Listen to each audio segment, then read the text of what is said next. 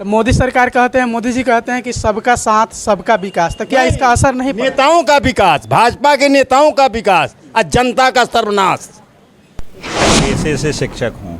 62 साल सेवा करने के बाद शिक्षकों का पेंशन छीन लिया इस भाजपा सरकार ने। शिक्षक आपका विरोध करेंगे तो सारे कर्मचारियों का पेंशन इन लोगों ने छीन लिया। ऑब्वियस सी बात है, विकास होगी, क्योंकि बदलाव होता रहेगा तो विकास होता रहेगा। नहीं तो एक लोग वैसे ही आते। अभी तो जैसे मुद्दा ये है ना, यहाँ के लोग जो सांसद बनते हैं वो यहाँ के मूल निवासी होते नहीं हैं, बाहरी होते हैं, चुनाव जीत जाते हैं, फिर दिल्ली में जाके बैठ जाते हैं, और सरकार बदलती रहनी चाहिए। देवरिया लोकसभा क्षेत्र के पथरदेवा विधानसभा में है, और आज जो है हम बात करने के लिए आए हैं लोगों से, और बातें लेंगे इन लोग से और जानने का प्रयास करेंगे कि और कैसा मुद्दा रहेगा, किस मुद्दे पे ये लोग वोट करेंगे, क्योंकि एक तरफ जो है इंडिया है और एक तरफ जो है एनडीए है। मेरा क्या नाम है सर आपका? सुभाष पाठक। अभी चुनाव आने वाली है लोकसभा की, इसमें जो है तरह तरह के वादे रहे, और वादा कितना विफल रहा, सफल रहा, इसके बारे में, और दूसरा जो है किस मुद्दे पे आप लोग वोट करेंगे? महंगाई, बेरोजगारी, ये सबसे बड़ी समस्या है। और जो लोग भी यहाँ से जीत के जाते हैं, भाजपा के पास इस देवरिया ज़िले में कोई उनका अपना उम्मीदवार नहीं है। आयातित उम्मीदवार यहाँ लड़ाते हैं और वो जीत के जाते हैं, फिर वो अपना दर्शन नहीं देते हैं। यानी ये बात रह गया बाहरी और लोकल के, यही बात? हाँ। तो क्या बाहरी और लोकल में क्या मतलब? बाहरी जो है, एक तो कलराज जी थे, वो भी विधायक सांसद थे यहाँ से, और दूसरा जो है अभी रामापति राम त्रिपाठी जी हैं। तो क्या ये दोनों लोग मिलकर काम नहीं कर पाए? भाई कुछ नहीं कर पाए, कुछ नहीं कर पाए। हाँ, दलालों से घिरे रहे, निधि बेचते रहे। तो क्या कहना चाहेंगे कि अब की बार जो है किस मुद्दे पर वोट होगा? इंडिया, हाँ, इस बार इंडिया आएगा।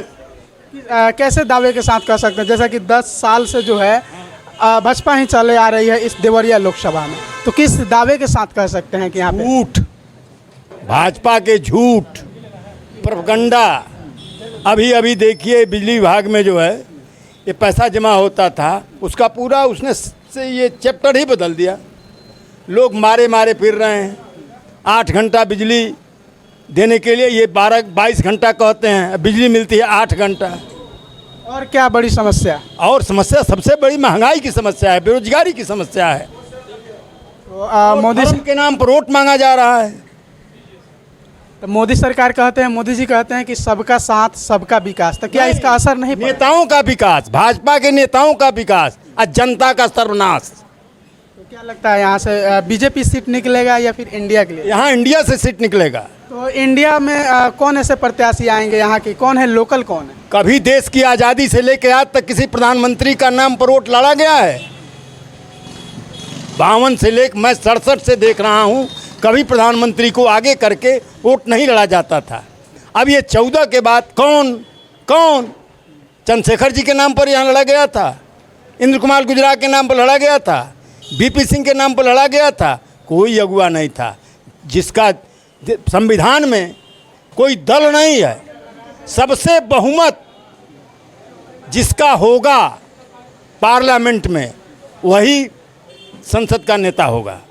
ये आपकी बार लगता है कि इंडिया बहुमत के साथ बिल्कुल जीतेगा। भाजपाई गांव में नहीं घुसने पाएंगे। ये तो दहशत पैदा किया जा रहा है कि मैं आज बोल रहा हूं, मेरे खिलाफ कल मुकदमा कायम हो जाएगा। बाकी लोग डरते हैं आपको बयान देने के लिए। मुझे चिंता नहीं है कि मैं चाहे जेल में रहूं और चाहे बाहर रहूं। राजनीतिक जीवन में इतनी ज़बरदस्त महंगाई और घोटाला किसी सरकार में नहीं हुआ। कौन सा घोटाला? 1-2 नाम।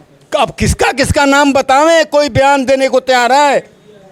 जब ये सत्ता से हटेंगे तब घोटाला खुलेगा। अच्छा, मोदी जी का एक मुकदमा कायम हुआ, सारे विरोधी दल के 9 लोग 1800 उसमें हैं, और भाजपा दूध का धोया इतना ईमानदार कि उस 100 आदमी भी नहीं है उसमें ईडी के सामने। ये ईडी का डायरेक्टर बैठा दिया गया है। जितने ईमानदार नेता हैं, जितने कार्य करने वाले नेता हैं, उन पर दबाव डाल करके उनको जेल भेजा जा रहा है। अच्छा, यहाँ पे जो है इंडिया में जो है अलायंस मायावती नहीं की है और नहीं कर पाई है। कारण बस क्या क्या लगता है करेंगे? हाँ, घोसी में नहीं मायावती ने किया तो घोसी में 50,000 से वहाँ जीते हैं। क्या लगता है ये क्या संदेश है घोसी का उपचुनाव जो हुआ, इस उपचुनाव से जो घोसी की जनता क्या ने संदेश? संदेश दिया है, हाँ, कि भाजपा हराओ, देश बचाओ, महंगाई भगाओ, बेरोजगारी खत्म करो।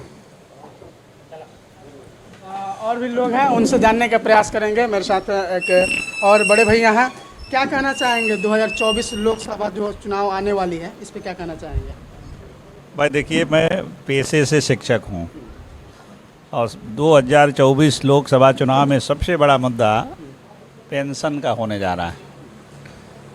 एक दिन के लिए विधायक चुना जाता है, सांसद चुना जाता है, एमएलसी चुना जाता है, उसको पेंशन लागू, और 60 साल 62 साल सेवा करने के बाद शिक्षकों का पेंशन छीन लिया इस भाजपा सरकार ने।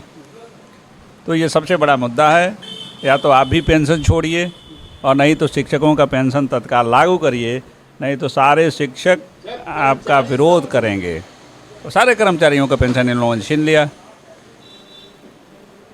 ये तो शिक्षक क्राइटेरिया के यह सवाल है, लेकिन मैं आपके मन से जानना चाहूँगा कि सरकार कैसे काम कर रही है और यहाँ पे कैसे फिर से बदलाव होना चाहिए ना?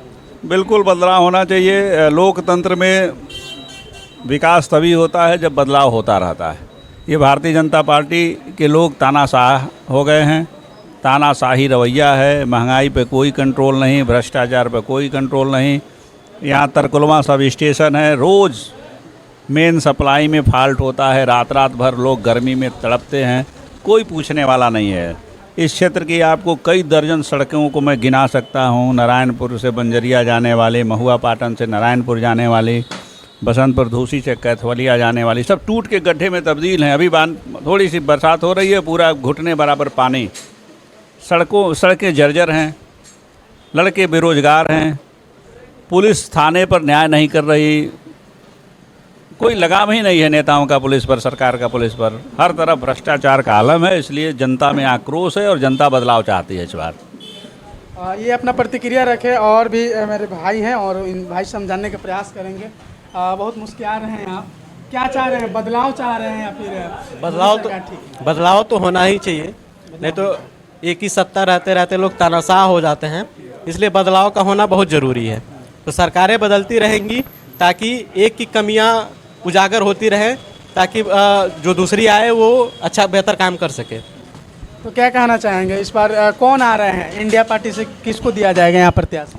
अभी तो डिसाइड अभी कैसे कर सकते हैं, अभी तो चुनाव में काफ़ी वक्त है। तो जब चुनाव का डेट नज़दीक आएगा तब देखा जाएगा किसको मिलेगा, जो भी मिलेगा। लगता है कि अगर इंडिया पार्टी से कोई आएंगे तो यहाँ पे विकास होगी। ऑब्वियस ही बात है, विकास होगी, क्योंकि बदलाव होता रहेगा तो विकास होता रहेगा। नहीं तो एक लोग वैसे ही आते। अभी तो जैसे मुद्दा ये है ना, यहाँ के लोग जो सांसद बनते हैं वो यहाँ के मूल निवासी होते नहीं हैं, बाहरी होते हैं, चुनाव जीत जाते हैं, फिर दिल्ली में जाके बैठ जाते हैं। तो उनको यहाँ से कोई सरोकार ही नहीं रहता है।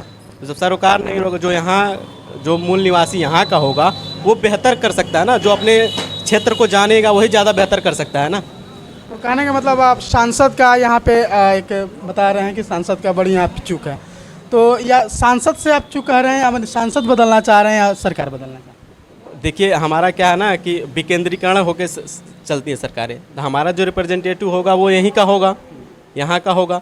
फिर यहाँ से बदले, अगर हम सारे ज़िले, सारे लोकसभा क्षेत्रों से अगर बदलेंगे तभी तो ऊपर बदलाव आएगा। तो हम तो चाहते हैं कि सारे हर जगह बदलाव हो और सरकार बदलती रहनी चाहिए। मौजूद है पथरदेवा विधानसभा में, जो कि देवरिया लोकसभा के अंतर्गत आती है। बाकी आप लोग का क्या प्रतिक्रिया है कमेंट में छोड़िएगा। मिलते हैं नेक्स्ट वीडियो में नेक्स्ट खबर के साथ। जय हिंद, धन्यवाद।